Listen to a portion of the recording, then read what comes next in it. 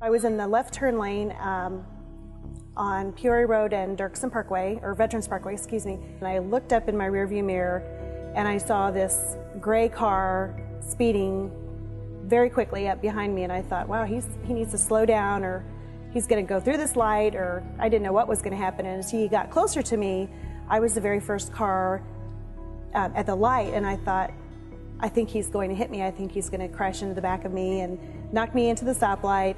And at the last second, when I looked up in my rearview mirror, I noticed that his car took an immediate swerve to the left and hit the curb on the side of the road, bounced off of the curb, hit the stoplight curb, bounced across the interstate, hit the other stoplight curb, down into the ravine, and blew out all 4 tires, and then landed in front of the parking lot at Cabinet Land. I knew immediately that something had gone horribly wrong because he was slumped over the steering wheel. And so I immediately turned in the parking lot. A gentleman by the name of Mike Abel was behind me, and my intuition just kind of took over, and I told Mike, I said, you call 911, after you hang up, come help me get him out of the car. So when I opened the door, he was indeed slumped over the steering wheel.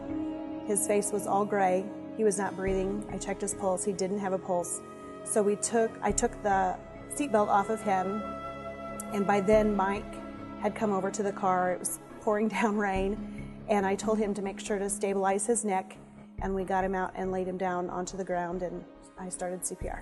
I would guesstimate maybe 4 or 5 minutes, but it did seem like quite a while. When the police officer arrived, she came over and kind of nudged at his foot a little bit with her foot and said, I think you can stop. And I said, I won't stop. I will wait. So I just kept going. They hooked up the defibrillator pads and shocked him several times at the scene. And when they loaded him onto the ambulance, there still was no rhythm and no pulse and no breathing. Because I work at SIU School of Medicine, I had to go home, I had to re-shower, and then I went back into work, and that's all I could think about all morning long. And so I went over to the ICU in the afternoon and found out that he was alive. I vaguely remember eating breakfast with my wife. I don't remember driving the car. I don't remember anything for 3 days or so thereafter. I gathered what happened was somewhere along the line that blood clots went through my heart, and I ceased to be alive. Had it not been for Angela, I wouldn't be sitting here now.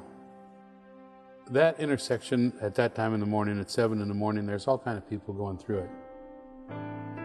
Out of all the people that passed through that intersection, 2 stopped. Angela and a young fellow that helped pull me out of the car. The rest of them kept right on going. You drag somebody out in the middle of the morning out of a car down on the gravel on your hands and knees in the rain and try to get them back to life. Not many people are going to do that. She's one of the very few.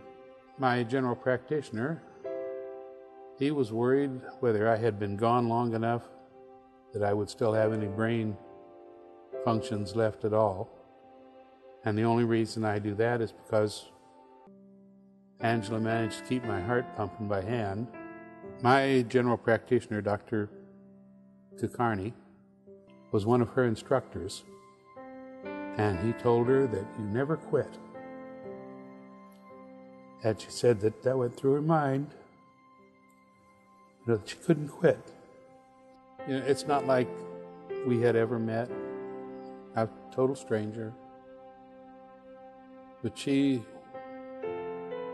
put all of her knowledge together to try to save me. And, you know, she has become very dear to me. I really felt like I had done what I was put here for.